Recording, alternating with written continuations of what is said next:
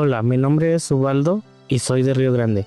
Aprendamos juntos el versículo de memoria que se encuentra en Jeremías 17:10.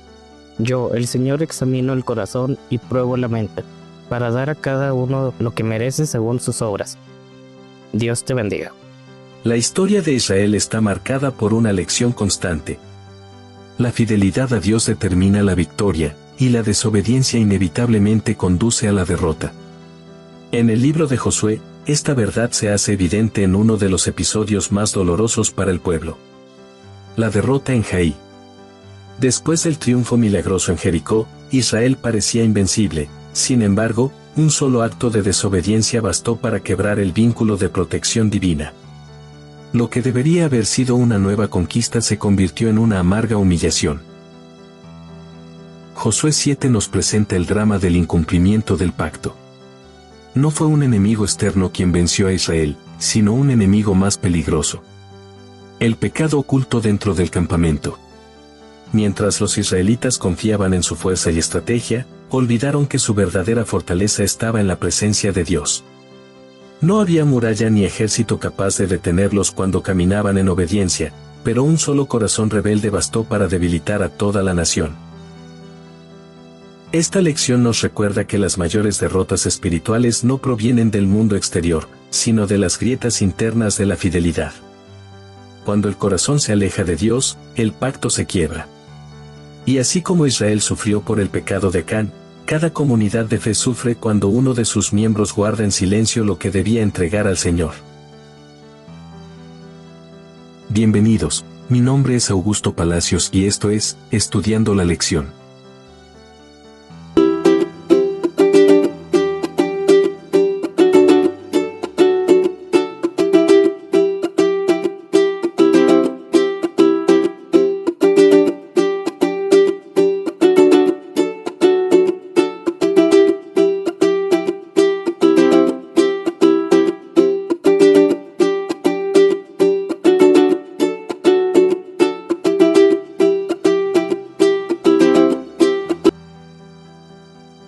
Domingo, 2 de noviembre.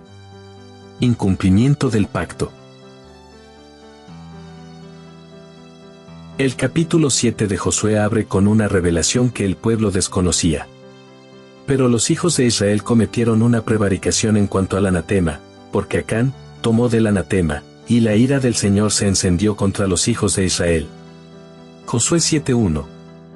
Lo sorprendente es que la historia no comienza describiendo la batalla, sino el pecado oculto. Antes de narrar la derrota militar, la Biblia nos muestra la causa espiritual. Este orden no es casual.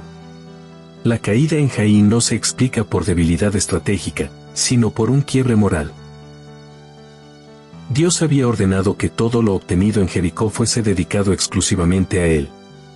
Era una ofrenda sagrada que simbolizaba el reconocimiento de que la victoria venía del cielo, no del esfuerzo humano. Pero Acán, dominado por la codicia, tomó lo que no le pertenecía. Lo que parecía un pequeño acto de desobediencia se convirtió en un veneno que contaminó al pueblo entero. En el lenguaje bíblico, el pecado nunca es un asunto individual. Afecta el cuerpo completo del pueblo de Dios. Josué 7:11 lo expresa con fuerza. Israel ha pecado. Han quebrantado mi pacto. Dios no dice Acán ha pecado, sino, Israel ha pecado. En la economía del reino, el pecado de uno hiere la comunión de todos. Esa declaración revela el carácter corporativo del pacto, cada miembro era responsable de preservar la santidad del pueblo. En otras palabras, la desobediencia personal tiene consecuencias colectivas. El pecado de Acán fue más que una falta de obediencia. Fue una traición a la confianza divina. En el texto hebreo, se utilizan varios verbos para describir su acción. Traspasó, tomó, robó, mintió y escondió. Cada palabra profundiza la gravedad del acto, como si la Escritura quisiera que no subestimáramos el poder destructivo del pecado oculto. No fue un simple error impulsivo, sino una cadena de decisiones conscientes que terminaron separando a Israel del favor de Dios.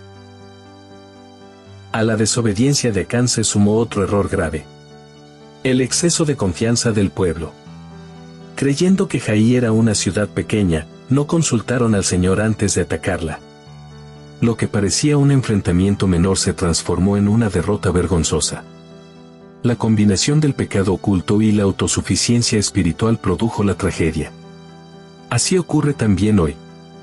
Cuando la confianza en Dios se sustituye por la confianza en uno mismo, la derrota se vuelve inevitable. El relato nos recuerda que el éxito espiritual no depende de la cantidad ni del talento, sino de la comunión. Israel perdió no porque su enemigo fuera fuerte, sino porque Dios no estaba con ellos. En el momento en que el pueblo rompió el pacto, perdió también la cobertura divina. Esta realidad trasciende la historia antigua.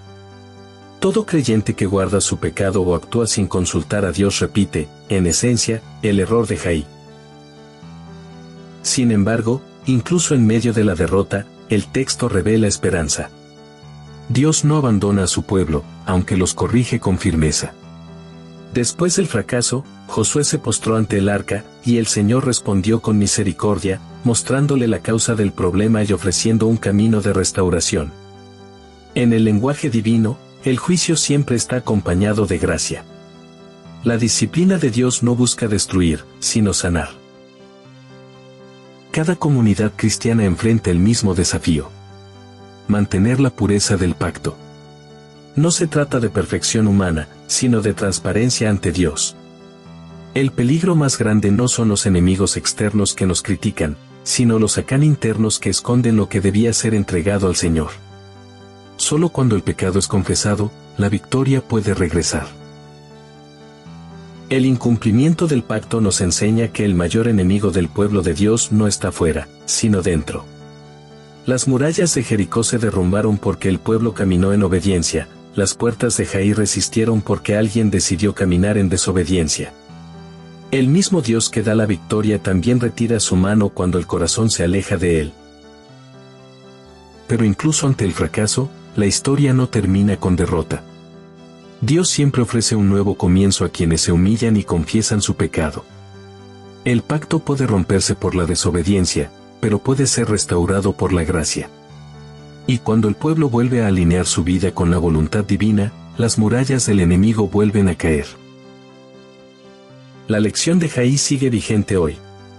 La fidelidad trae victoria, la desobediencia trae ruina, pero la confesión trae redención.